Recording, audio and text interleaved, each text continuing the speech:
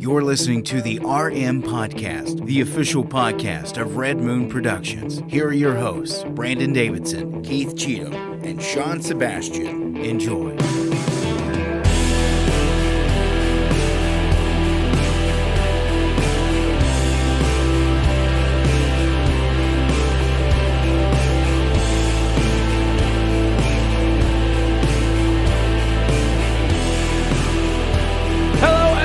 To another episode of the Red Moon Podcast, live every single Tuesday night right here on all your favorite social media networks at 9 p.m. Eastern, and you can download the audio version on Thursdays at midnight. I am one of your hosts, Brandon Davidson, alongside our normal new host, Sean Sebastian, and Beavers. I like beavers. Like angry beavers? The bees. Why not? Why not angry? That was back when cartoons were... I actually never watched that show. It's funny. I didn't watch it a lot back then, but I've watched it since. It's funny. I've only, like, that, Cat Dog, I didn't watch those. That was back when, like, Nickelodeon, like... It had some competition. They had some against tongue-in-cheek humor that, like... I wouldn't say was, like, something that, like, was wrong for children necessarily to watch, but it had humor that only adults would get. A precursor for what we have now been seen blatantly put on display at the forefront. They don't even hide it anymore. It's like it used to be innuendo, which I was fine with because it was funny. You know, as an adult, you would catch it and be like, oh, that's funny. And now you realize, like, oh, no, now there's hidden messages for this is adults. Well, it's no longer innuendo anymore. Now it's just straight. Yeah. We realize in your in. I know. These adults have been preying on children climbing in your windows all these years. Yeah, that's right. Snatching your people up. But I hide your kids, I had your wife. That's right. We got a good show for everybody tonight. As if we didn't already just start off with a banger. That's right. No, we do. We got lots to talk about in the headlines. Of course, right after we mentioned Disney possibly being saved at the box office. Well, they just got another huge banger of a weekend with Inside Out 2 planting number one again. Yep. Another $100 million to put in the bank. But is it saved morally? No. We're going to talk about that. Mr. James O'Keefe of OMG Media dropped his, two different pieces of video. One dropped today, one dropped last week right after our show aired. Claiming to be some damning footage of inside Disney's deep, dark abyss of just debauchery and depravity. That's right. So we're going to get into all that, talk about that a little bit on the headlines. Have some sad news, though, to start off the top of the show with. And that is Mr. Donald Sutherland passed away this past week. Sad. Very sad. Good one. Mm-hmm. Found out from a tweet from Kiefer on X. He mentioned that... It was a nice tweet. It was a nice tweet. Very nice. I wish I should have screenshot it, put it up here. But definitely a man of many years in the acting biz, known for a lot of roles. MASH, more recently the Hunger Games franchise, and definitely will be a missed... Invasion of the Body Snatchers. Back in the day. Yeah. I was going to say. Pride and Prejudice. He was in Beer Fest, and it was hilarious. I think he was in Animal House, too. He was in Animal House. He was in Animal House. He was good in Backdraft.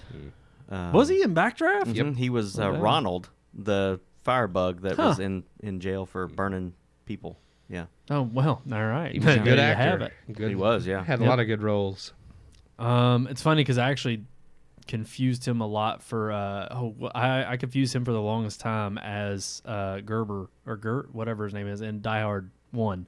Hans Gruber. Yeah. Alan Rickman? Yeah. I confused it for the longest time. I guess not so much because Alan Rickman never turned gray, or at least he did towards the end of his years, but in all of his roles, they dyed his hair black. So, well, when I was younger, I just didn't. I mean, they're same facial features. The nose, I think. They both have the prominent nose. But yes, definitely a sad loss. Another great gone. I won't say too soon. I mean, he had a good long life. It was 88. So, 88. Definitely. I mean, obviously, it had not been in the spotlight for quite some time. Not since, I think, Hunger Games that I can think of. But definitely a sad loss in the industry. And then, real quick, just got to bring it up because there's not a whole lot to talk about with this headline. Oh, I didn't even make a lower for it. This is your cue, though, Keith. Wait, is the board lit up? It's lit up. All right. We had an arrest of this past week. Well... Sorta. He actually was released on bail back on June 3rd at the beginning of the month, but the story just broke recently of the actor who played Smalls in The Sandlot. Got arrested for throwing something through his neighbor's window. And it was like, dude, what are you doing? Oh, y'all missed it. I don't think it's on there. You're killing me, There Smalls. it is. I wasn't good at I've been waiting since I heard this story wow. break. I was like, we got it it. was on the second page, and Yeah. I'll be honest with you. You better be glad Sean was looking Keith for doesn't it. go to the second But, page. well, no, He never does. No, I went to it. I was intentionally going to hit the wrong one because I knew which one you were looking for. Oh.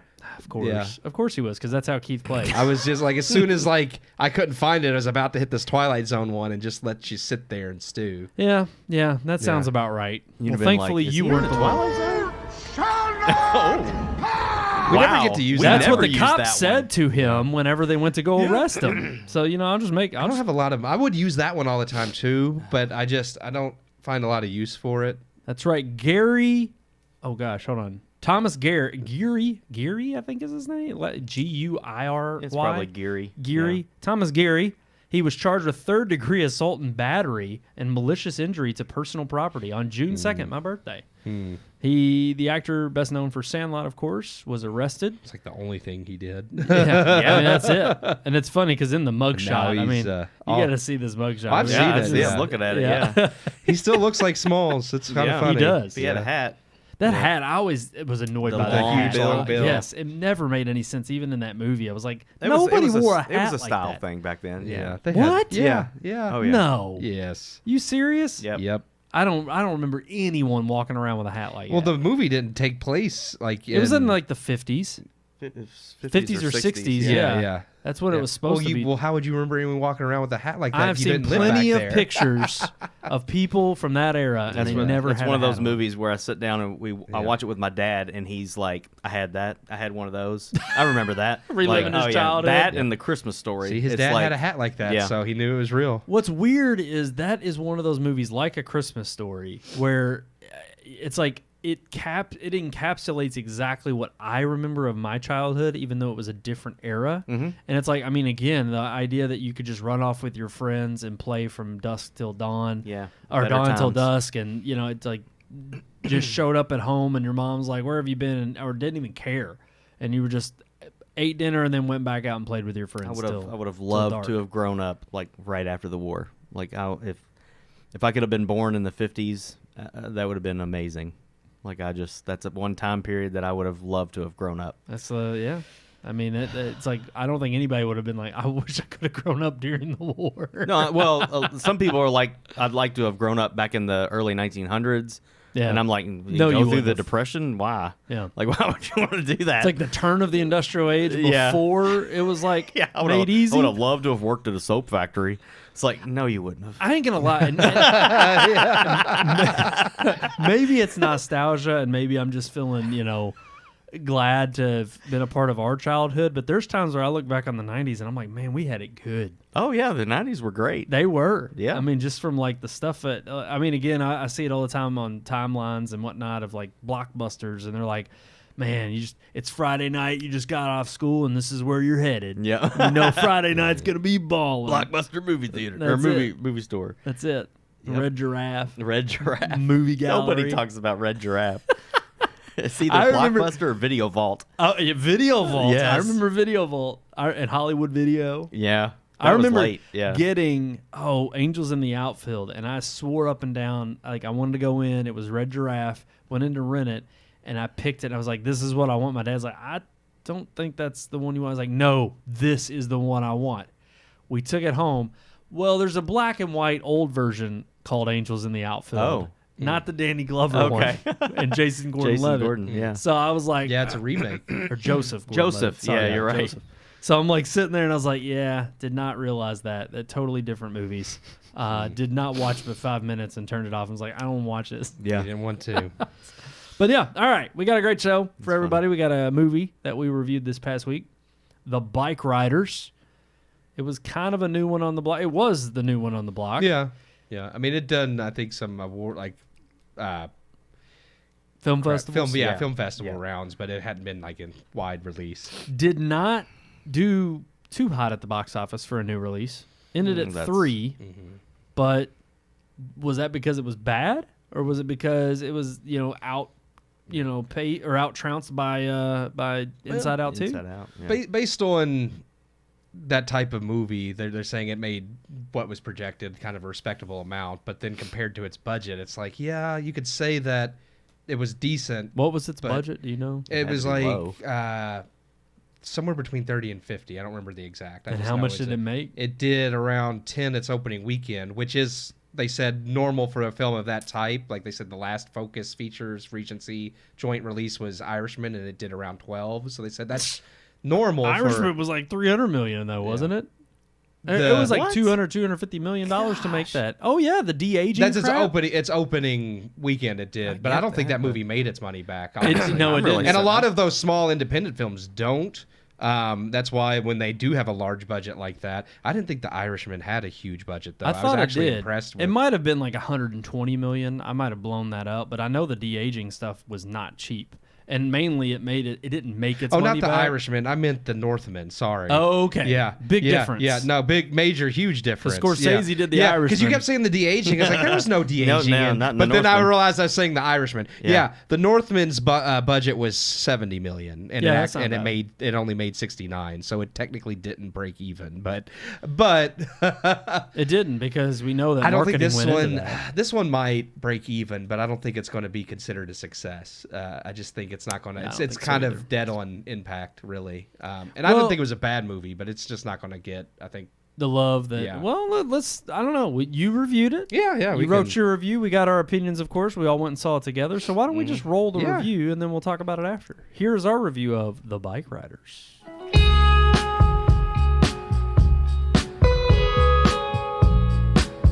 While Inside Out 2 continues to dominate the box office and save Disney's behinds for a little longer, a film originally set to be distributed under Disney's 20th Century Studios has premiered, distributed instead by Focus Features after pinning a deal with production company Regency. The Bikeriders, starring Austin Butler, Jodie Comer, and Tom Hardy, snagged third place at the box office with a modest $10 million. Considered a respectable release for an art house film, and comparable to past Regency and Focus Features releases such as The Northman, the film's $35 million budget, however, may stop it from being an ultimate success financially, respectable opening or not. Based on the photo book of the same name by Danny Lyons, chronicling the real-life bike gang, the Outlaws Motorcycle Club, through interviews and photography, the film changes the gang's name to the Vandals. Adapted and directed by Jeff Nichols, writer and director of Mud, The Bikeriders is set in the 1960s Midwest, chronicling the rise of motorcycle gangs, specifically the Vandals in the film. What started as a group of enthusiasts, roughnecks, and social pariahs would soon grow out of hand into a legacy of violence and crime. The Bikeriders is evocative of its most known predecessors, such as The Wild One and Rebel Without a Cause, two films which are actually showcased on screen. And while the movie evokes touches from other similar works, such as Easy Rider or even Sons of Anarchy, it never surpasses these inspirations or offers anything unseen in its predecessors. The Bikeriders is fairly straightforward, both in its story and how it handles its characters. Scenes are plucked straight from the interviews and photos held within the book it's based on, and while it doesn't offer a lot of depth, it does at least maintain a feeling of authenticity. The movie is very much what you see is what you get, an attempt at the romanticization of rebel bike gangs long gone from cinema, something created within the films I had previously mentioned. In some ways, the movie's simplicity and failure to evoke strong emotion worked for me. The film, after all, is a story that shows the rise and fall of power and control, from a gang with a loose code of morals to everything people feared biker gangs were to begin with. With this comes a failure to recreate the romanticization of better films, a slightly lackluster attempt that, while unintentional, does kind of showcase the nail in the coffin of that era. Bikeriders probably won't be remembered in the years to come, it'll entertain certainly, and while the acting from all involved is terrific and a few scenes really land, such as Michael Shannon's Vietnam monologue, which seems to be the standout for most who've seen the film, everything else in the movie, while well done and well crafted, is not particularly memorable. an ode to a bygone era that, while interesting and devoid of any of the usual Hollywood BS thrown into modern movies, just doesn't leave a huge impression. I enjoyed the film for what it was and would certainly revisit it in the future, but for many it will be a one and done. That said, I give the Bikeriders 3 out of 4 stars. 3 out of 4 stars for the Bikeriders. Wow, that's a little bit surprising, honestly. I For you. Well, no. The way we were talking about it beforehand, I'm like, all right, let's. I mentioned at the theater I liked it enough to give it 3 stars. No, I know, and I disagreed. I know. Sean, what about you? Would you? Same. I gave it 2.5. 2.5. Yeah. I ended up landing on 2.5 as well. I think it barely just missed the 3 for me. I think enough if it had just a little bit more uniqueness to it. I would not have been thrown off by. I won't say it's a straightforward story. There was enough to keep my attention throughout, but it wasn't enough of what I hadn't already seen before. There wasn't enough of an angle on this movie that kept me interested to be like, oh yeah, I'll watch it again. I do mention that in the review that pretty much any other bike riding movie series like Sons of Anarchy, The Wild One, Rebel Without a Cause, they've all done it before and done it better. I don't know, something about the simplicity of this just really attracted me. Like honestly, it does. It feels like a made-for-TV miniseries or something. Like it's not that special. So I'm probably giving it more props than it deserves with the 3 stars. But something about the simplicity of it and the fact that like you just don't get a lot of just straightforward. Like I feel like Hollywood now has shoved so much garbage down your throat that I liked being able to watch it and it's like, okay, this is pretty straightforward and simple, nothing new. But the characters were engaging and knowing they were real people and that it's pretty faithful to the real story, unlike other modern movies like we were just making fun of with The Hitman or even Ungentlemanly Warfare. I was like, at least this is honest, and I appreciated that. It's just simple. I think to piggyback off you talking about the simplicity, after reading a little bit about the movie and agreeing that it remained faithful to the photographer, the journalist that followed him around, like I do think sometimes real life just isn't that exciting. True. And this movie shows that because it just shows the real story and there's not there's not like a plot. I mean, it's really just following them around and kind of seeing the beginning and even the end of one of the first, major biker gangs. And that's cool. It's just, I would rather, like with Sons of Anarchy or any of the other things that you mentioned, there's, because it reminded me of Almost Famous in regards to like you take it instead of a biker gang, it's a band, and you got somebody following them Almost around. Famous was but Almost better. Famous was Way fiction, better. Way and it was better because it was it had the fictional element to it, it had a beginning, a middle, and an end, and I just didn't feel like this had it. And I think like I just found like kind of the beauty and the simplicity of like it is just life, and so I kind of appreciated that. I can agree. And I think really, and granted, it's not that overtly special either, but I think what like really nailed that home for me was Michael Shannon's little monologue about Vietnam. I was like, this is just real, and I appreciated that. I did like that, and I was glad you pointed that out in the review. But it's odd because I'm kind of conflicted then because with it being so close to reality, and like you said, sometimes real life just isn't that spectacular. It is kind of boring. But if that's the case, it kind of makes you think, well, why does tell this need the to be story movie? anyway? Why couldn't it be a documentary then or something? Or that too. yeah. That too. That would have been at least a little more interesting. Yeah. Because I'm not going to knock the fact that he was faithful to the story, but unless he had a close tie to a family member that was part of this, motorcycle gang, it really did kind of make it seem like, well, there's not enough here that makes it a story worth passing on. That sounds kind of cruel. Yeah. I'm not going to say it was that bad. It really wasn't. It was, again, there were a lot of character motivations. And honestly, the acting for me, especially from Jodie Comer, is what kept me in it for most of the time. Yeah. Her accent comes on a little thick, but you not only get used to it, I think she borders and does a great job of playing a caricature of those people you've heard from that time period and that, with that accent, but also does it enough justice and real enough that it doesn't seem fake or put on just for the role. And she carries it faithfully throughout. Emotionally, it never felt like it was a miss. So big props to her. Same with Tom Hardy. Yeah. Tom Hardy, we were talking about, like, there's so many roles where he has the same mannerisms, but his cadence and how he even the same voice. Yeah, the way he uses that high pitched. Yes. He's done that before. Yeah, he done. Yeah, but it's different enough that it's unique to the Yes. character in this film. And I mean, again, that's just a brilliance of Tom Hardy as an actor. He had one scene in that movie where, and I forget the guy's name. He has the bike accident and dies, and shortly after that, it shows them in the bar, and Tom Hardy's sitting at the table and tries to speak, and is holding back like everything, even his words. And I'm just sitting there watching it, and I'm just like, that's an actor. Yep. Like that's talent because the everything in that scene, like I didn't until that moment, the film never really gave me an idea of how much he cared about that guy. What was his name? Benny? What was that guy's name? I don't that died? remember. Yeah. I'm forgetting his name too. But anyway, it doesn't really give you a huge chunk of emotional, background to understand how he feels about him. But when you see him in that moment, you immediately get feel the weight of it. Yeah. And I just thought that was amazing acting. Like just that one scene was awesome. Yeah, but and there's moments throughout the film that are like that too. Austin Butler had some moments. Even his stillness, I thought was good. I was gonna say for a character that I've seen in several different types of films, of like a stoic kind of quiet by night.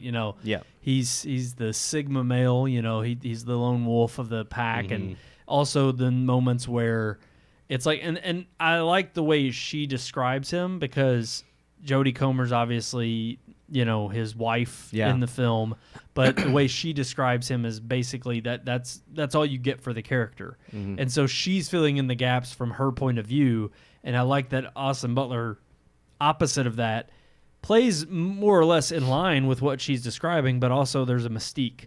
Is there something deeper here? And the director did a good job of at least leaving that open-ended enough for you to wonder, is there going to be some kind of way this plays out in the end? And again, those were the good positive moments. It's just so much was teased to such an extent. I don't want to say teased isn't the right word. I just felt like there were such anticipation for the gravity of what was coming that never landed for me by the end of the film. There just wasn't a huge payoff, and I didn't need some big motorcycle gang battle or anything like that. I just thought the weight of the characters' emotions, as good as their acting was going to land, it was going to land on me a little bit harder than it did. Yeah. I just felt a little more apathetic towards, once the credits rolled than I felt like I should have. And that's where it kind of sucks because it's like, I don't want to knock a movie. As many movies come out that are based on, we just joked about, what was it, Hitman and the one right before that, Ungentleman. I just mentioned them. We just joked last week about the fact that those films are based on true or inspired by true events. Somewhat true. Somewhat. And then with this one being so faithful to it, it almost makes me wish you would have taken bits and pieces and then made up something a little bit more interesting and meatier and not said it was based on any true story, but just made a good fictional story that still had some parts in reality. But again, I don't want to knock it because it actually did play faithful to, the story it was trying to tell. It just unfortunately wasn't that interesting of a story. So again, a little bit on the low end for me, 2.5 out of 4. Yep. I didn't hate it, but also was not one that I'll watch it again. Yeah, I will. See, for sure. I definitely will. Definitely just it's kind of in the okay. I'll forget about that one. I won't remember it. Alrighty, guys, that's gonna do it for our review. Let's move on to our headlines.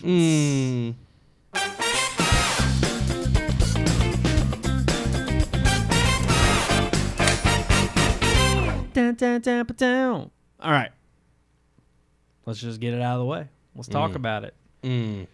Disney cannot be saved. So I only named our episode that simply because last week the positive news of Inside Out 2 coming out and landing at the top of the box office, becoming a juggernaut, clearly going to be the first film this year, maybe the only film that crosses the $1 billion mark. And I mean, I know we said it'd be the biggest release that week, but we also didn't think it was going to pull Barbie numbers, and here it is pulling Here it Barbie is. numbers. So we're wrong. I can eat my hat on that one. Yeah. Hopefully, it's But- not one of those big bill hats. Yeah. That's That's a lot. That's a lot of hat. That's a lot of head to hang your hat on. Just saying. That's a lot of hat to hang your head on. There Yeah. you go. There. That's it. I don't know what's going on. I don't anymore. either. You've gone sideways. It's terrible. We had to get it in there. Well, I just figure, we'll cut up the chaos with a little more chaos. Yeah. Yeah. That's That way we can get back on track now. So the reason we teased last week as Disney Saved was because all the doom and gloom from box office numbers. Mm-hmm. But it turns out the rot goes way deeper than just bad films on the silver screen. It's obviously those in the executives at Disney, the C-suite at Disney. It seems like the DEI has infested all levels of Disney, and we got some proof. Like we mentioned at the top of the show, last week, James O'Keefe released a video that was pretty damning. Again, I know we were talking about it a little bit before the show. You all didn't seem to be too surprised with what didn't came think it was out. anything surprising. Because again, it's something I think we were already aware Disney was doing, but at least it is admittance from somebody. Like it's not shocking in the sense that I thought it was something I wasn't aware of, but it is damning in the sense that now it's straight from the horse's mouth. Even though I'm sure someone will still deny it. I was going to interrupt you and say, here's the thing, and do that. But no, I think it's sad that I feel like 10 years ago we would look at something like this and it would be damning. Yeah. Literally, it would be company ending proof. Nowadays, I just don't feel like it's that damning. Oh, there's people that are going to praise it for sure too. Not us. And I think but that's where I'm at with it. It's like it is pathetic that they're just outright saying, yes, there is racism. There is this DEI initiative is pushing the LGBTQ alphabet agenda. Or if you're on white, everybody. you won't get hired. Yeah, if you're white, you won't get hired, and all this stuff. And I'm like, that's everywhere. Like, I mean, it's kind of like I've become numb to it. Like, which isn't good either, though. No, that's what to I'm be saying. Fair, It's because bad, when you become numb but to it, it's that's like, when you start I just guess accepting that's why I'm not things that you surprised. shouldn't. Is because I'm just like, I mean, who isn't doing this? Yeah. Well, and I think that's kind of why, if anything, this, it's funny because I think kind of what you said before we were in the live show, Keith, you were talking about how it's not that this is anything new to either one, people who follow it, or two, if you're on social media, and obviously no major, because I think that it is partly the generation we're in now and the 24-hour news cycle just being rampant, whether it's just one chaotic hit piece after another or breaking news after another. It's kind of like we're all being bombarded left and right all the time. Yeah, you forget, after 24 hours, whatever it was you heard in the news is gone. Right, there's something new what's that's gonna happen even tomorrow? more, right. Yeah.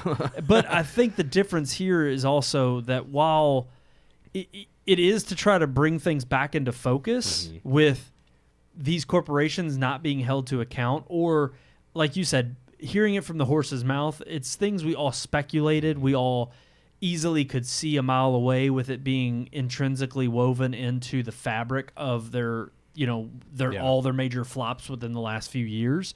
But to hear someone at the company who and again, we'll have the videos to both. There's two videos that dropped. One dropped today, one dropped last week. And we'll have them both vice linked. president. So to hear a vice president say, "Oh yeah, if you're white, you don't get hired or promoted," it's like, oh yeah.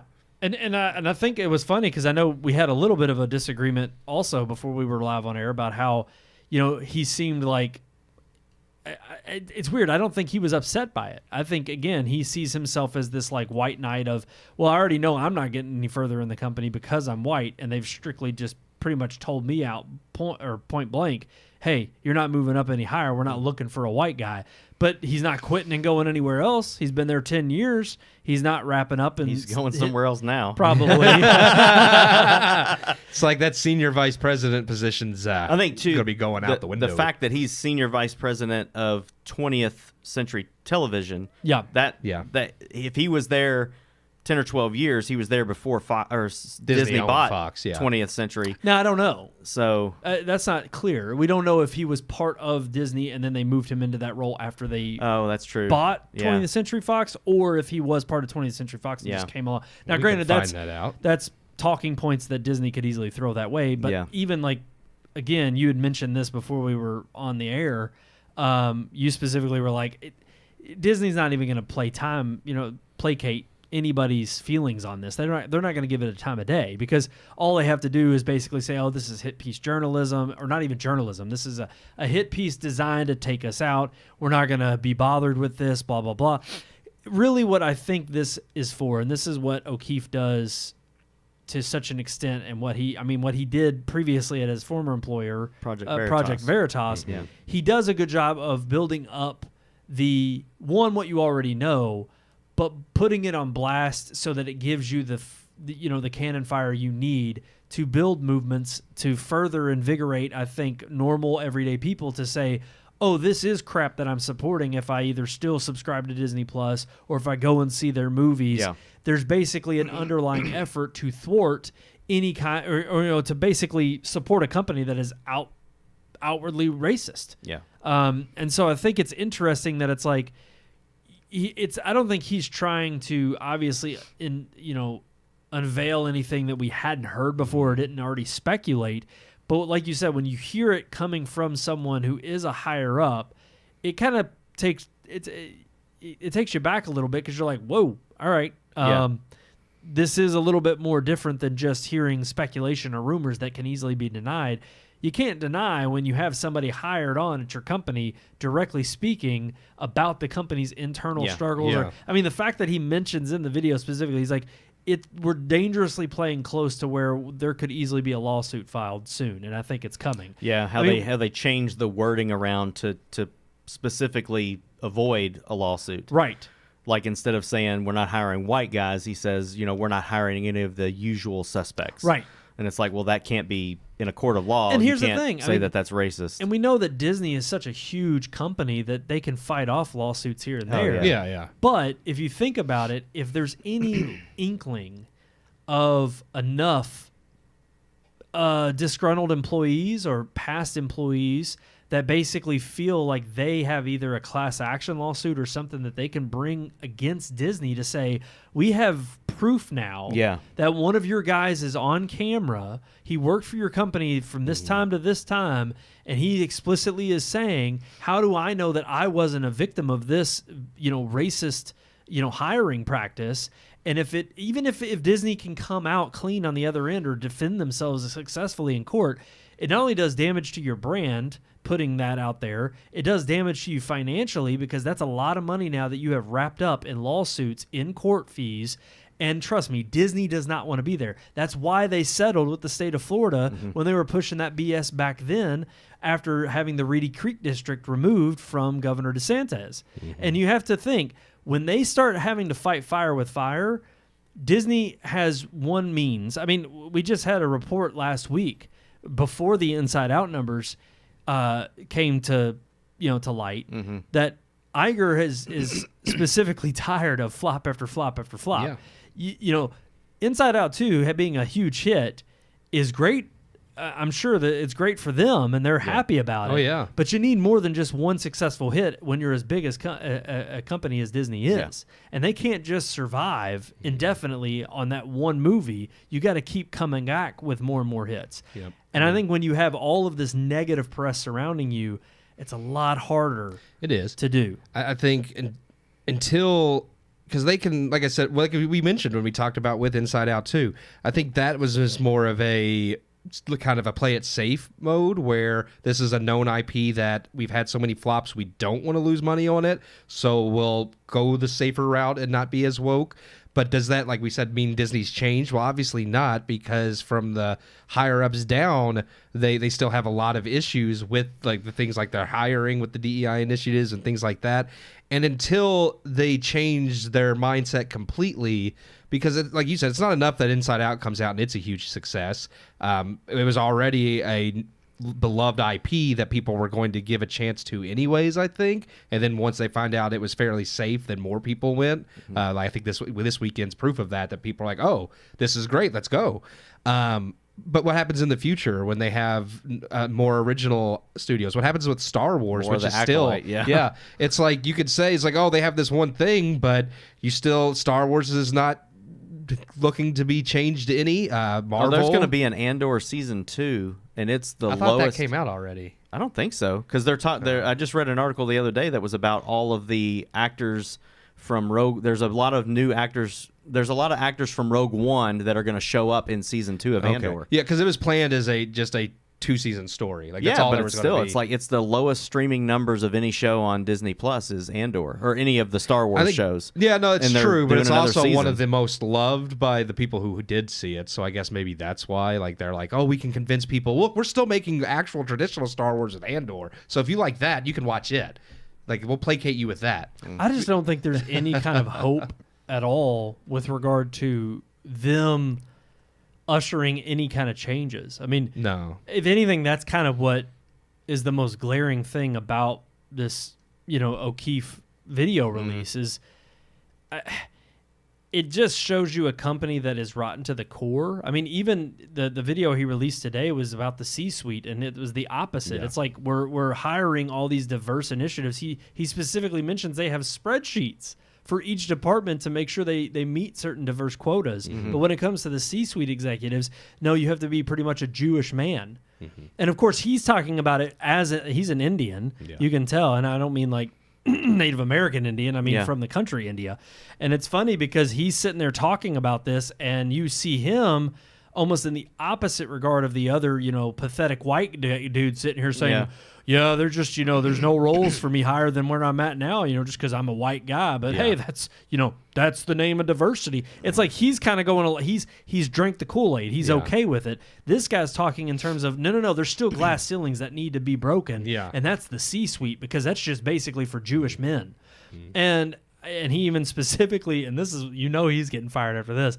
He was like, do you think Iger is corrupt? Like the girl that's on the date with him, and he straight up says, yeah, I do. So I haven't seen that one yet. So. I think it's interesting because even O'Keefe kind of puts the backdrop of what we've discussed on the show a few months ago about the Nelson Peltz and the buyout and them wanting to change up the board and strategically go in and replace the rot that is there. Yeah. It's like, no, they're all insulated, and they've all got the right spin on the major shareholders to vote them in continuously to say that they're the right ones to chart this course. Those in power don't want to lose power. I mean, we talk about that with we talk like that with the government. Look at all these old fogies in the Senate and in the House of Representatives that refused the geriatric home on Capitol Hill. And they're on both sides of the political aisle too. I think that's kind of what with this video. I think it's funny. Like Fox hasn't ran this. I haven't seen anything about it on any of the major like conservative networks, but the smaller ones are, and it's kind of like I'm trying to think what I was going to compare it to. I had it earlier, and then it's like the trans shooter in Tennessee. Yeah. It's like that was huge for like 2 weeks. Yeah. Then nobody talked about it. Yep. Even on the conservative side, nobody talked about it anymore. Honestly, I think Matt Walsh from Daily Wire and then there was Steven Crowder has stuck with it too. They're the only people who continually kept asking and where's the begging, where's the manifesto? Right. Exactly. You're right. But I think this will be the same. I think it's going to be huge on X for a week or two as he drops more videos, and then I think it will just kind of go to the wayside. And if Disney is silent about it, then it'll just go away. I think it's in Disney's. I think it's against their best interest for them to actually come out and even defend it. Yeah. I think they'll just be completely silent. And they have to be, because again, this is the rot to the core of not just within Disney's upper echelon. This is the access media in general. This is what we talk about corporate media. Whether it is Fox News or any other conservative outlet, the fact of the matter is that any of the right-leaning conservative outlets who may put a spotlight on this, they know that they're going to give it attention because rightfully so. It's a news story like anything else, and it deserves it. But you're not going to get any from your major players. And so all of them, I mean, Disney knows that all they've got to do is just sit there and keep quiet, and this is all just going to be swept under the rug. But what they can't, and this is, again, a point we brought up on the show multiple times, they can't continue to ignore this and sweep it under the rug, if it continues to mean that the hiring practices they do have, regardless of how illegal they are, unless there are lawsuits that come forward, and like I said, it's a huge class action lawsuit, or other individuals that sue them to high heaven, and then they just have to come to terms with it, and it breaks because it ends up becoming a major story that they're spending all this money fighting, or that they even lose in court. If heaven forbid, not heaven forbid, heaven prays that if Disney were to lose in court to one of then it has to be mentioned. The news stations can't cover that up, but the other way in which they lose is at the box office. Yeah. Because again, unless you have a string of Inside Out 2s that are just making billions of dollars, they're not in the heavy-hitting Infinity Saga days. Nope. They're not in the everything that they put out there strikes gold. They have had miss after miss after miss. You have projects that they're $60 million an episode for The Acolyte. Yeah. It's I forget terrible. how many It's Godzilla terrible. minus ones that is. Nerdrotic keeps reminding That's about us. 6 because it only had about a $10 million Yeah. budget, 10 to 12. So I mean, you're roughly looking about like they could have made 6 of that movie. And you're talking about an Oscar Or one award-winning American worthy Godzilla film. movie. Or, Yeah. I don't know. Half of an I would say, American yeah. Godzilla movie. I mean, I would take Godzilla and Kong New Empire over the Acolyte. oh yeah. As terrible as it was. A lot of people would. It's in the rating. I mean, the fact that it's lower It's than the lowest- holiday special Yeah. of Star Wars. Hey. But they keep backing it. They Hey. keep praising it, Yep. and that's what I don't. I feel like that's think this insulting is- to the holiday I special. don't think this will go anywhere because of that. People are like, it's like- lower than that, but They'll it's- double down on it. I mean, if anything, Disney would come out and say, that guy's right. We're tired of hiring white people. We need more diversity. We need more representation, and that's what we're going out and doing. They'll double down on it if they do anything. No. Well, Yeah, that's that's true. what they've been saying. They will double down in the most legal way possible that they Yeah, can. yeah, Because they can't have it on record that they're not moving you up because of your race. That's strictly, obviously, unconstitutional. However, they can do it through legalese in certain ways because, again, all of these of what's being said in this OMG, released video could be easily thrown away as hearsay from one lone employee. They don't have anything It's of just record. a disgruntled employee just spouting off nonsense. Right. Uh. Right. They could easily say that and just toss that aside. That's how they get out of this mess. The difference is, again, when an actual legal lawsuit is brought forth, or they continue to lose at the box office because their DEI hiring practices don't equate to anything but the likes of The Acolyte, Yeah. and people do bash it because, look, they can come out and praise it all they want. They can have the critics in their back pocket because it's a DEI initiative piece of crap that has an 80+% on Rotten Tomatoes, where the viewer score, Is audience 14. score is 14, no, lower now. It's I Is think it dipped down down? to 13%. That's crazy. But if it's 13% approval, Disney cannot ignore that for long. They can't. They financially cannot expect people to trounce on not only their brand, but have something that people just are not consuming for that amount of money. It hits them way too hard in the pocket. And their stock is trading so low that it just, over in the long run, it's unsustainable. Yeah, they know they can't, and that's exactly why I think we got something like Inside Out 2, because again, it's like, well, we got to try to save face somehow, but until, and people have to stick with it, because that's what's annoying, is you'll have the people that watch Inside Out 2 and be like, oh, see, Disney's fine, fixed. fine, Yeah. and then they'll go and they'll See the Lion King Yeah, or and- Mufasa or whatever it's and called. they'll do all this, and they'll still, they'll It's, still give them their money for garbage, and then Yeah. Disney will pull one over and limp on for a few more years until people really say no. Like, we need to buckle down until Disney learns their lesson. Yeah. And I mean, people are starting to. I mean, they lost several Disney Plus subscriptions after The Acolyte went live because people would have just said, I'm tired of this crap. I'm not subscribing to Disney for Star Wars anymore because I'm not getting Star Wars. So they lost subscribers. And I'd have to look up the account. I know Nerdrotic actually mentioned it too, how many subscribers they lost. And it was after the premiere of Acolyte. Yeah. So they were because directly. people signed up just to watch. They signed up to watch Star Wars and was like, this isn't Star Wars. I'm not taking this Yeah. crap. So they canceled. Yeah. No, and honestly, I think too, it's interesting because not only is that not working in their favor, I think you're right. You got to keep the pressure on. I mean, that's why while this OMG drop is nothing surprising, especially for us who've been following this for years and who've seen the things like the Acolyte before the Acolyte dropped that have trickled out from Disney. It's keeping the pressure on, though. It's, again, there is that saying, of course, that, there is no such thing as bad press, that, as long as but trust me, for a media company whose entire brand is deteriorating before our eyes because they are just eroding away any consumer confidence that they never even had to, like, it's actually kind of quite brilliant how much damage Disney has done to itself and shot itself in the foot in the last 5-6 years, because they've not only rebranded themselves under this woke DEI banner and made that their priority at the forefront, but it's incredible that they have wanted to completely just destroy this brand to that degree, and that to the extent that they've gone and have been able and capable of doing. And look, whether that was the intention of course, these people who just want to get rid of one of the most American brands out there, especially for families and children, that could be the evil pursuit of a lot of these, woke crusaders. But I also think it really happens to end up being more so they do believe they're not original. They have to go in and take over these companies that are already established, that already have good consumer. I mean, this is exactly what we saw a year ago with the Dylan Mulvaney and Bud Light incident, where they go in and they completely infiltrate and inject their own ideology into these brands that they know are uniquely, catered to either a right wing or conservative base, just to erode away the confidence or try to destroy it, or either to try to completely shift it. And I think Disney, sadly, is one of those that it's like, I don't think it's. I mean, no company, regardless of what you think, is, untouchable.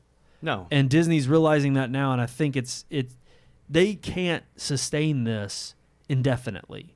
So it's not only about just keeping the pressure on, it is about wounding them where it hurts in their pocketbook, but it also is simply about continuing to keep bringing this stuff to light, whether it's surprising or not, to keep it in the news cycle, because there are people who are paying attention, and there may be someone who saw this for the first time somewhere on their X headline or on Facebook, and they're watching it and they're like, oh my gosh, can you believe this is happening at Disney? Yeah.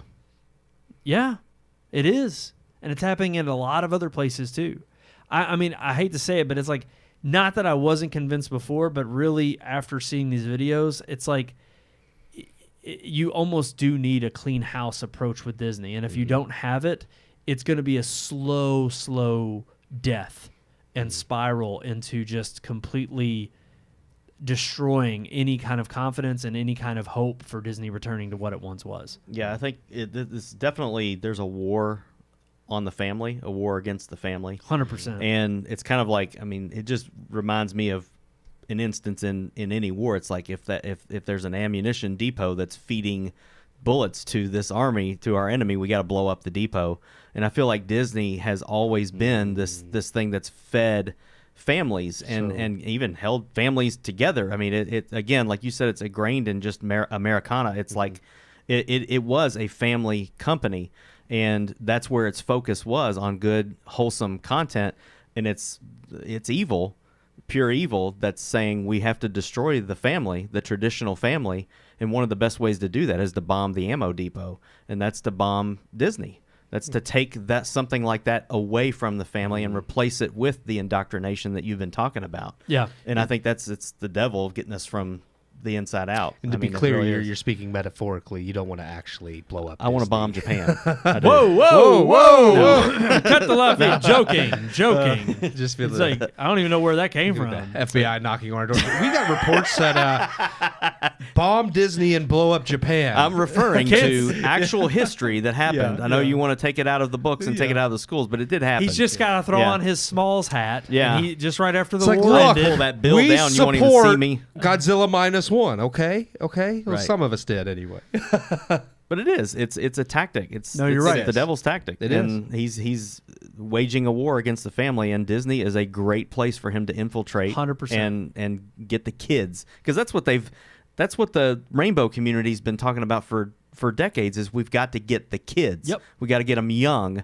And I mean, who else could be behind that other than the devil? Come on. Yeah. No, I think you're 100% right. I mean, and that's the thing. When you look at this and you abstract it out and you go to a spiritual level, Yeah. it's absolutely 100% a spiritual warfare incident. I mean, this is no doubt something that is, I think, the enemy at play, the devil at play in our world, using the forces of evil to try to erode away and get rid of a uniquely not only American company, but yes, a one that is family focused and one that was for so long enshrining family in our society and in our culture and making it a positive, a net benefit. And it is being chipped away at, and all it has taken is sadly one decaying generation to come in. And again, I do fault Bob Iger for this. Yeah. He's the one that's overseeing this. I don't know why you're I'm chuckling because now I'm thinking of like the whole Bud Light thing, and I'm like, now Bud Light, that's not a family company, but it's still being infiltrated in that regard. But I'm like, that's not one of those wholesome Americana things. But was not to destroy a brand. That was to completely change a brand. That's right. Yeah. And I think they were not. That was the blew up in their opposite. Oh of yeah. this. Yeah. Yeah, it did.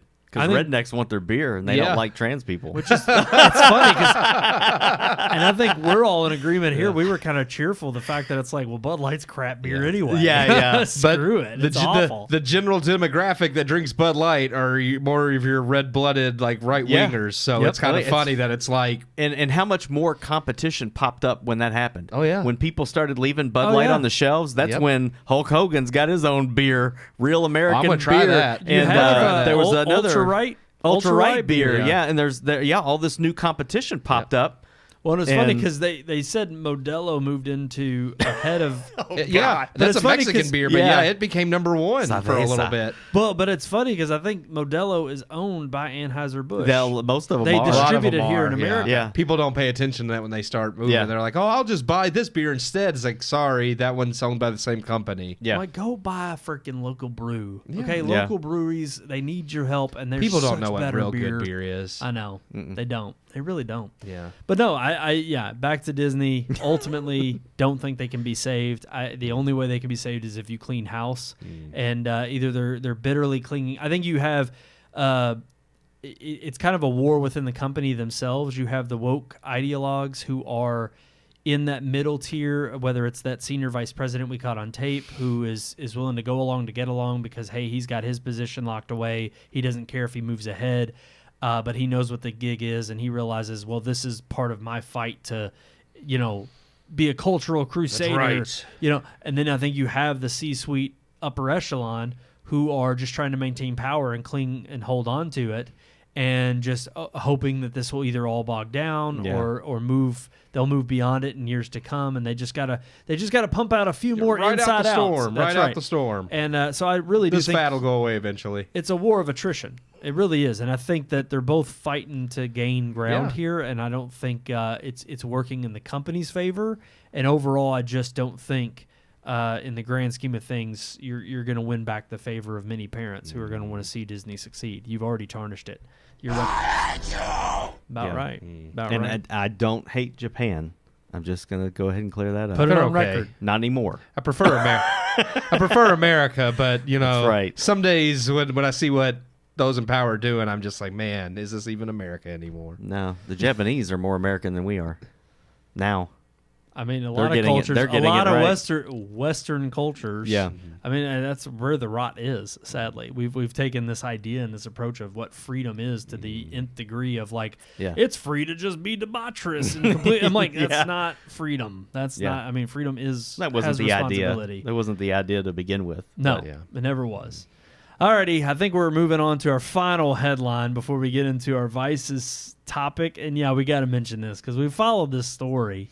So anytime something else comes up, I think it's talk about it. I personally find it hilarious. I mean, not for the victims, but just the fact that, gosh, we're talking about Alec Baldwin. I guess we should just before we beat around the bush again. He was horsing around with a gun. Yeah, and I'm just like, how many times can they deny? He didn't. He deny allegedly. Evidence, or at least I forget how it was worded. I gotta read a little bit of the article here and pull it up. Yeah, I have it. If you want, go ahead. Go ahead. Because it says in new court filing.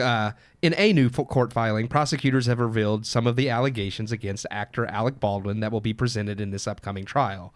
The 66-year-old will stand trial in conjunction with the death of cinematographer Helena Hutchins. Let's see. The actor maintains the gun misfired and he never pulled the trigger. But new reps for Hutchins claim Baldwin engaged in unsafe behavior on the set. New court documents claim Baldwin asked for the biggest gun available and proceeded to mishandle it during filming. The documents prepared by the prosecutor state that the 30 Rock star used his gun as a pointer directing crew members and okay. That's what I imagine. And yes, imagine it's like, him you go over there. You know how they take the gun and they go and throw it over the other hand and throw it over the other hand. That's what I think of him doing. He just direct. He was pointing and directing like, "Hey, you go stand over there." But then it says, and he discharged the revolver after the filming was over and cut was called. So basically, when they called cut, he just went pow, and I'm just that's a wrap. And the thing is, check the gate. Now, if true, because then he can say all, because I know people are like, well, they're an actor, they don't know the proper way to handle. Well, first of all, you should never point a gun at anybody, actor or no actor. Two, you real could or say, fake. You could say, yeah, that there were blanks in there, but blanks are not 100% safe either. Yes, they may be 99% safe, but it only takes that 1% to ask Helena Hutchins' poor family. So. Not to mention, I mean, he's wanting to start a reality show with his wife to try to save face. And Hannah Gutierrez Reed already pled guilty and is serving 18 months in prison. She didn't even fire the gun, and she didn't kill anybody. So right here, I know she's guilty. He didn't point a gun at anybody. But he's the one that pulled the freaking trigger. Well, this is crazy. Give me the biggest effing gun you can find. It also states right here, Baldwin stands accused of pointing the gun at a crew member and firing a blank round while using that crew member as a line of sight as his perceived target. So even that in itself, that you fired a blank, and you could say, well, it's just a blank. Okay, the fact that you pointed a blank is what? Isn't that what killed her? Was a blank? No. It was a live round. It was a live round. Okay. But even still, you never point a gun and pull the trigger at somebody like that. And here's the thing, rightfully so, that, as I think is it second-degree manslaughter? They list the charge that Hannah Gutierrez Reed was that may be convicted further of. down. Yes. No, it was up. Is guilty it of involuntary manslaughter. Involuntary manslaughter. And look, rightfully so. She was the one that was in charge of making sure that there shouldn't have been any live rounds on set. The fact that there were any actual real ammunition, real bullets. That somebody didn't do their job right. Inexcusable. But as much as she's already serving her time and been convicted, and yet here we are almost 3 years removed from this. The woman is dead and in the ground, cold as could be. Her killer's just making reality shows. Alec That's what I was Baldwin. gonna say. She gets 18 months. He gets a show. Yes. It's like, where's the? I mean, and if these accusations are true, any one of them, it doesn't have to be that all of them are true. If he did any one of those, it's like, yes, that was. He was being reckless with the gun. And that's damning. The most recent was when they came back to finish filming. He specifically said he didn't have to go through any on-set training or safety course. You know, he's too good for that. Yeah. Why does he know how to properly handle a gun? A year after so he might not accidentally shoot someone? Pretty much a year after this woman's dead and they return to finish filming this movie, and he's just like, I don't need no safety protocols. I'm good. he's like, it's obvious. I know how to use it. Yeah. It's like, I already killed somebody. What else? What's the worst I can do now? I can make it look real. It's exactly what he's thinking. He's like, well, somebody's already dead. It doesn't matter. It's like, I already know what not to do now. I'm good, guys. Yep. It's like, that was what you don't do, guys. Yeah. Don't do that. Now that I know not to do that, I'm good. I don't need training. I'm telling you, man. It is like Nathan's, saying that it's hard to laugh at it, but it really is comical. Sad. It is sad. I mean, it really is that our justice system's like. The only hope I have is like these new court filings. Obviously, when this was in court last time, they dismissed everything, didn't they? Because they said, well, that was the state. Yeah. The state originally had a case, and then the DA or the attorney general or whatever ended up dropping it for whatever reason. Got paid. This is, I believe, a lawsuit that's being filed on it the behalf of family? Helena Hutchins' family. Okay. So they're going This is after him different, yeah. after, I think, something, and I forget the story completely, but there was other things that were revealed or he said or something that came out after the state dropped the prosecution, yeah. and then that was when they decided to file charges. Okay. And so now this is a whole nother case being brought forth by her family on behalf of her family, and so that is what is, I guess, evidence is being gathered now for that to set a trial or bring to trial. I mean, I hope that there is some justice here and that Alec Baldwin serves time. It's absolutely... It is. It's criminal, and like you said, it is injustice of our justice system that a man unwilling, whether it was not intentional, clearly, but that Alec Baldwin shot somebody and killed her and will not have any time behind bars. It's absolutely insane. This is ridiculous. It's just a mockery of justice, if anything. But I'm sorry, what was Nathan saying in the chat? Just about how it's just so insane, but it's kind of hard to laugh at because somebody's lost their life. But I wasn't defending, or I wasn't I'm not saying that laughing we're at making what fun of happened. that I'm fact, laughing but at- it's just comical. The justice system. It's like I'm laughing how at is this- the stupidity of Alec Yeah. Baldwin and the incompetence of the justice system. Yeah. I'm not laughing at the fact that someone it's died. better to It's laugh crazy. than to cry in this Yeah, yeah. circumstance because every time something new comes out, whether and again, When is this movie alleged- coming out? You know what? It was I just thought of it. It's I do. probably after the season finale of his reality show. yeah. Well, you have to in the first episode. He'll have to promote the movie. Yeah, he'll have a trailer. He'll for have it. a trailer for That's it. right. Yeah. and then it'll be That's like, true. "Oh, we just want to do this in her honor." They'll wait for like the court ruling or something, and they're like, "We're going to release the movie now." He's right. They'll wait till he's like cleared, and they won't convict him, and then he'll be like, "By the way, Netflix made a deal. It's on there today. Go watch it. Rust in memory of Helena Hutchins." Yeah. TM, and that's basically how it'll end. That's he'll get away with it. He'll get away with murder. What if we go see this movie and it's amazing? Like it's Kevin Costner Western amazing. Here's the thing. I'm going to go on record and say this, and I don't care. We're not going to see it. No. We will see it. I'm not paying I'll a get damn a dime screener. for it. Yeah, I'll get a screener. I'm not paying to see but I'm just this saying, movie. what if we watch it? We're just like, dang, dude, that was 3.5 out of 4 stars. That was good. I mean, I'll sit there and I'll be like, that was Is a great that movie. Is that one you're going to be able to eat your words on, like Avatar? I'll pay to see it if I know he's in prison. Oh, okay. If he gets convicted and actually gets jail time, Yeah, I'll go ahead and support it because I'm sure the money's going to go to her family anyway. That's Yeah. how he'll prop it up. yeah. He'll slide that in there and be like, if you go and see our film, all the money and proceeds will go to Helena Hutchins' family in her honor and her memory. Yeah. That's how he is. He's a freaking douchebag. He is an absolute Hollywood douchebag made over. I mean, he is.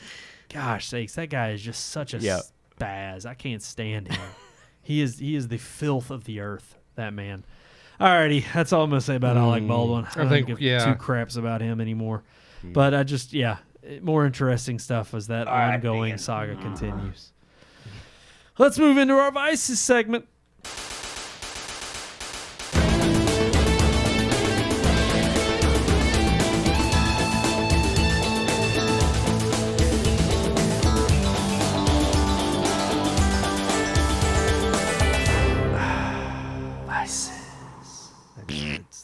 Picture Alec Baldwin doing that. Yeah. Blowing too the good. smoke off the That's it. biggest gun on set. Off that barrel. It's like, now you get over there and you stand there and you let me shoot this Yeah. at you, make sure it's working right. It's like Officer Dewey just sitting over spinning it on one finger and drops it. Oh, crap. Whoops. Sorry about that. Freaking Barney Fife out there. Yeah. Go get me a coffee. Gotcha. Gotcha. I really gotcha. It's like, oh, Ricky, get up. I could just see. Get up, Ricky. I need my coffee. I just feel like I can just see him like when it happens, right? Like, who poured a damn bullet in this gun? Like I can just see, like, who did this? He's like, man, that hurt my wrist. It'll be like That's exactly. it'll be like The Office. It'll be a cutaway later. It'll be like, it was me. I put the bullet in the gun. Like, I'm telling you, bad. it is. It's sad, man. It's sad. it is sad. It's a mockery of justice. Incompetence. I'm ready. I'm ready. Yeah, All right. yeah. Sorry, I had to get one more in there. We got to talk about what's your nervous tick. Making jokes about inappropriate. I do like dark humor. It makes me get over sadness. So I guess did that's mine kind already. of a nervous tick. Yeah, that's actually a good one because comedic relief can be a deflection. Yeah. Sometimes it is. Yeah, It's like, oh, this is serious. Let me joke about it so I can Keith get does over that my a lot. nerves. yeah. He does that a lot. It's a coping mechanism. He does. What are you coping with over there? Have you shot somebody? Not recently. Did somebody touch you? I do the. You mentioned like when you can't make weird noise, like your fart noises. Yeah, I can't open it. I'm actually. Fart It's funny. The noises. reason I thought about it is because I'm doing it right now. But like I have like with your butt? the restless like leg syndrome. Oh, I like, thought where you were I'll making just- a fart noise. Like I'll randomly like I've done that at the theater, and like I remember one time Sean was like, "Dude, you're shaking the whole thing." I was like, Yeah. "Oh, I'm sorry." well, in AMC, when you're elbow to elbow, I'm sitting there trying to watch the movie. Yeah, Well, I'm sitting over I here thought like I was bouncing in a jet in Top Gun Maverick. I'm like, oh god, this is real. So I'm much more like 4D. At more attentive AMC, of it it's like now, the so I'm seats are all not- one screw Yeah. loose from coming undone. Oh, Brandon like shifted when we went to see the Bikeriders, and I thought he was gonna fall through the seat because the whole thing went. Yeah, you got to be careful. I'm telling you. And that seat's probably got a bag around it this week saying it's out of order. They won't fix it for 10 So you months. tell like a bolt somewhere like All popped three off. of the Yurtles have a bag on them now. They only got 3, and they all 3 got a and bag on one, them. one straight up, it had a garbage bag over it. Yeah. and it was cut through. Somebody opened it. Somebody Somebody just straight up was peed peeing in in there. Yes. They did not care. Our, No. our nervous, or was it nervous ticks? Yes. Yeah, Yeah. our nervous ticks is bashing AMC. Bashing something. I don't know. Maybe talking over each other. That's all we ever do Yeah. on the show. No, I'm with you on the leg twitching. I do, Yeah, it I all do the the time. leg thing all the time. And I don't know that. I wouldn't call that a nervous tick though. I don't do that when I'm nervous. I just do that like, I guess when my mind's like if I'm bored or I'm trying to like I don't know. I think I have ADHD, so sometimes to preoccupy I my know I mind, do. I don't like think. rather than like allow myself to get distracted by something else, I just start like the leg thing. So like I'm doing the leg thing while working on something else, so it gives me 2 things to do at once. Yeah. Well, Sean, do you have one specifically? Oh, I have bags full of them. Okay. Like I mean, I if I'm really nervous, it's the nail biting. Like that's the number one. I do bite my If you nails. see me doing that, I am going over some like Stuff in your life mind. and death in my mind. Same. Like it's something's got me nervous, or just worrying about something. But yeah, the leg and I would say like a nervous tick would be tapping, or like if you see me, doing a drum beat or whatever, and there's no music playing, that's because I'm trying to work over something. Like it's weird. There's all kinds of things. No, mine definitely. I would agree is biting my nails. Sometimes it's bad. It's kind of like I like to say it looks like Frodo. Get 'em bleeding, yeah. Yes, in Fellowship or in Lord of the Rings in general, it's like they're just real like down to the skin. Yep. Which is not healthy. No. In fact, I've read it has some kind of deficiency apparently. Even if it's a nervous tick, it's like No, you're. I don't know if it's like magnesium or I something. don't know There's because I like used to bite my nails way worse than I did. I don't do it as much now. I've become more conscious or of it. calcium maybe deficiency. There's some kind of deficiency apparently that is related to if you bite your nails. But I mean, to Really? me, it's always just it's Maybe always I'm been not- nervous. Are you trying to get calcium by biting your nails? Yeah, it Let was me like- eat. Let me eat my nail. Well, I I don't don't eat eat 'em. Yeah. No, it was like, but it just leads to I forget what it is. It's like what Close up my iPad. I deficiency? should have Man, left it this open. This is getting deep I now. don't know. Yeah, what I'm gonna quit biting my nails tonight. It's like you have a mental deficiency. Yeah. you bite It's like if you bite your nails, you're really gay. I'm like, I'm stopping. wow Right now. It's like nope, you are. Done. Habit broke. Gay people don't bite their nails. They got perfectly Other manicured things to ones. bite. Crap. I don't know what you all just said. I'm over being- here. I'm being a I have bigot. no clue. Can biting your nails we were on kill two you? completely different wavelengths with that one. No. I'm just I'm making inappropriate jokes again. 'cause Yeah, what that's I do another when I thing. get- That's no, I another do. thing, yeah. That's how I deal with stress sometimes. Is like Yeah. like Brandon said, I'd rather laugh than cry. So sometimes like something really serious, I'm like, well, I'll make a joke. It's a Try not to do mechanism- it to other Oh, people if it's yeah. like a real like. It depends on the moment too. Like obviously, if I go to someone's Nervousness, funeral, boredom, loneliness, or hunger. It can be a coping Hunger. mechanism. Hunger? Yeah. Jeez. I don't bite my nails because I'm hungry. I do know that one. Yeah. I know there was something else. You can look that's- at me and tell I'm not zinc hungry. can be a sign of a zinc deficiency. You got No, to I take zinc Yeah, every day. Okay, so You don't yeah, have it that could be just deficiency. nervousness. Yeah, It's just flat out nervous. there it is. It's Yeah. just your nerves. That's Yeah. a big one on my. I would think the same thing. Nerves, stress. I notice even if I'm in the car, when I have a little bit more time of like my mind's wandering while I'm driving, and I'm like sitting there like biting my nails while I'm driving. It's bad. It's not bad. Let me ask you a question. Yeah. This might be too personal. Uh-oh. Do you out the window, or do you No, just drop it on the floor? I do it I spit them out in the floor. Yes. I do too. It's bad. That's gross. Yeah. I honestly, I have to vacuum them up at some point. Eventually I vacuum, but I'm really bad now, about. I mean, every once in a while, it's like if I'll be in my recliner in here, and I'm like, oh, I can go ahead and just like get the nail clippers and I clip my toenails. You just leave it. No, those I do put in like a little pile, and like I actually pile. Oh yeah, I mean you got like a little. Yeah, It creates a pile. Well, not like a huge pile. There's but- only 10 of them. Yeah, but I mean, it's like He's a got little a pile of 10 nails that he's gonna throw Okay. away. I mean, yeah, Okay. like especially your big toe, man. That's a big nail. I don't use clippers very often. I generally I don't bite my nails that much, but when it's time to cut them, I still just bite 'em? Yeah, I just bite it off. I can't get my toenail in my mouth no more. I'm too fat. That's true. I used to I do use that. clippers When I was a kid, I was did gonna say it, I do yeah. use clippers on my toenails because I can't bite those. Yeah. I used to though when I was a kid. Oh Yeah. yeah, I pull my foot up to my Yep. mouth. I'd bite my toenails. That's stupid. Yeah. Kids. Yeah. But you're right. I mean, I'll be honest with you. Even at work, if I'm sitting at my desk and I'm biting my nail and I get like a good one, I'm just like, Oh, I do that. yeah. Oh yeah. and that's I've done that in my own You ever look at office. somebody I gotta else's and be vacuum like, it. "Damn, I'd love to bite that." no, You ever never seen, done you ever that. seen somebody else's fingernail? You're like, "There's a lot of It's white on funny that 'cause fingernail. now I I want got to like bite a that." lot of white on my pinky, and I'm sitting here now The wanting white to, now, means bite. Now I really now I really want to do it. Like I'm really sitting here like, man, I want to bite this pinky nail off because it's I think too it's long. like forget all the other nervous ticks. We're only going to talk about nail Bite biting. nails. Yeah. Yes. I mean, I've definitely seen people's who they're not like badly manicured, but I've seen them where I'm like, that nail's too long. Yeah, Yeah. And you need to the trim pinky Yeah. nail is Yeah. always the one that gets me. And That's I'm like like, the one that I either, got longer you right either now. snort cocaine or you just have bad Now hygiene. mine's not long Like- enough to snort cocaine No, with. it's not. But I still want to bite it because it's too long. Yeah. And I mean, it's different because that's only I'm on gonna spit it on Brandon's floor. I'd be put it in this pile. It's dude. all right. My Ronnie Roomba will That's get right, it. the Roomba will get it. That's he'll why get I would it just don't be come like, in here. Here's Yeah, something it for you to does. Oh, get. does it? I send Okay. them in here every once in a while. He gets like, keep dirt put from a- y'all's feet. Keep whatnot. spit a nail in there. But Yeah. no, I think it's only on dudes though. Like women, if they have naturally, like if they let their nails grow. Oh, out, yeah, that's- yeah. yeah. I mean, That's that's normal. meant to Yes. Yeah. to happen. But Yeah. like for Yeah. a guy, I'm like, Keep your that's nails pretty. it's like that looks. No, dude, you got to trim that up. And then you notice they're other too people. long. You notice other people, and you're just like, he's a nail Man, biter. there were Yep. some of them old men at like the church at Valley Station. Like, man, some of them had had those some long nails. Oh, I know Yes. old men let them go. They let Yeah. them go. They I don't let know if their they're just nose too hairs tired. grow. If they're too tired to chew or what it is.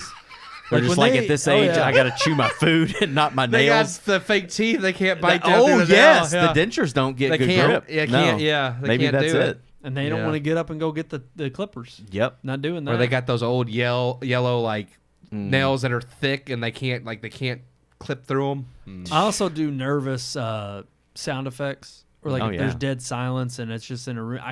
I'm one of those that like after a while I can get used to just we're sitting here in a room. Yeah, just I could kind sit of in doing our silence forever and never give a crap. Yeah, I can't do that. I can't even do that at home by myself. No. I got to make noises, I make- random outbursts. Yeah, I or sing. I'll sing songs Make that up make stupid no songs, sense. yeah. I do that when I'm home alone, and I don't know why. Like in a group of people, like I guess because I'm a little bit introverted. So as long as there's people around me, I feel like okay, I'm socialized because there's people sitting next to me. Yes. That's good enough. So I don't have to make noises. But by myself, every now and then, I'm Yeah. like, okay, I got. When you're in here recording the review by yourself, that's when some of the best songs I've heard have yeah, I come make out. songs. We can't share those on the podcast. No, you can't. We cannot share those. cannot. But I'll do like a nervous hum or like a just do. I yell at my dogs. Like, well, not Take it out on me, them. Scare the hell not out of me, them. but I do. I'll mess with them. Like Ellie will be sitting there, and I'll just like, "What are you doing?" Just to scare the shit out of him. my God. And then she goes and bites her nails because she's nervous. She goes and That starts chewing on explains. herself. I hide around corners. Oh 'cause my God. No, Luke is he always takes his time going places. So I'll go behind a corner, and when he comes around, I'll jump out at him, and he jumps every time. my I gosh, know you dude. know I'm in this room. Like you can smell me, you No, can he hear doesn't. me. No, he but doesn't. he'll just come around the corner, and I'll be woo, and he just goes. Well, you just got Edie's attention. Wow. She's on the Yeah, move. look, she's like, She I'm laughing. I'm gonna go home and do it too. jeez. I torment my animals. Wow. I don't really torment Do them, you, but do you have a? oh. If you have random outbursts, do you have a word that you go to? Like one word that you always say, like I think loud? for me, it's just always something different. Like It I'm is? just- yeah, I'm just. Sean's got one. He's laughing Yeah. about I don't it. even. I have a lot of them, but they're just they're bizarre. I have like I guess What's a one? multitude. A squirt is one of them. Like I'll just be Yeah, walking squirt. around and just be like squirt.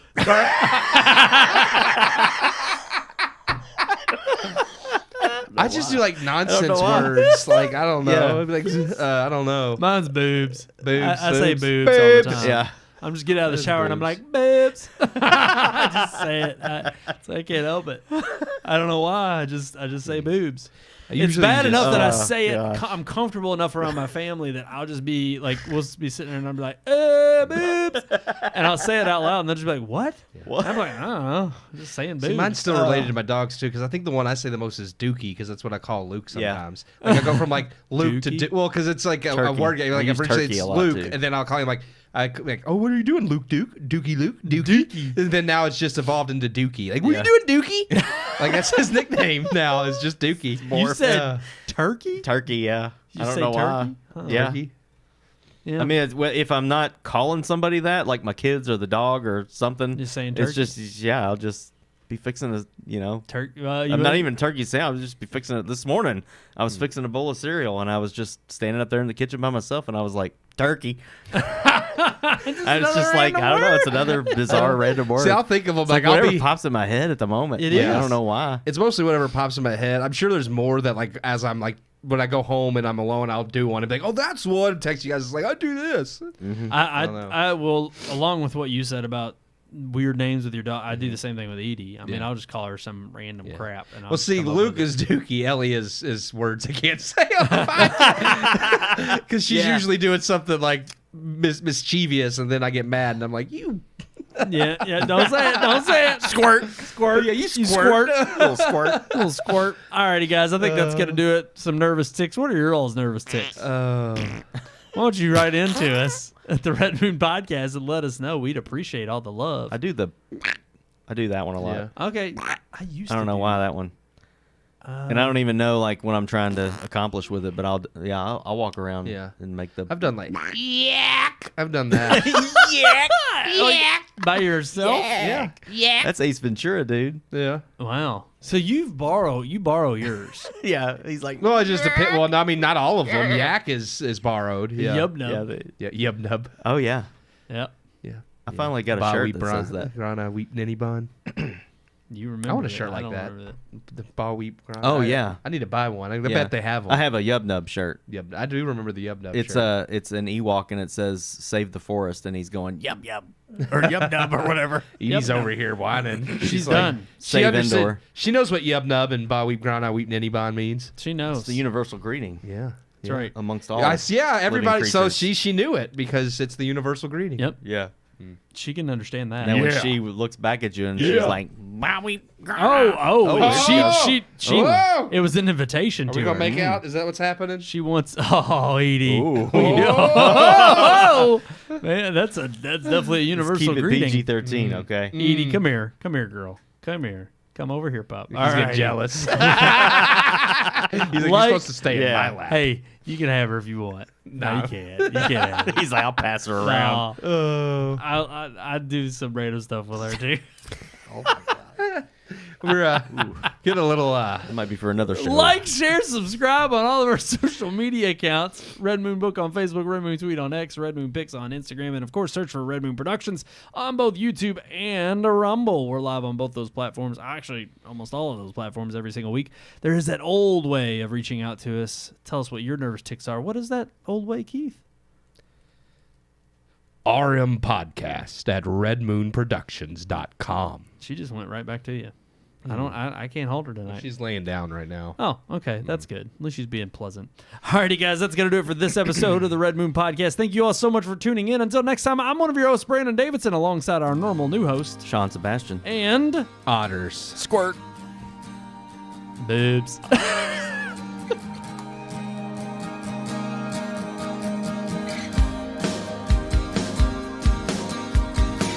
We We hope you enjoyed this week's episode. For more reviews, previous podcast shows, and everything Red Moon, visit our website, redmoonproductions.com. You can also like us on Facebook or follow us on Twitter by searching for Red Moon Productions, LLC. We'll see you at the movies.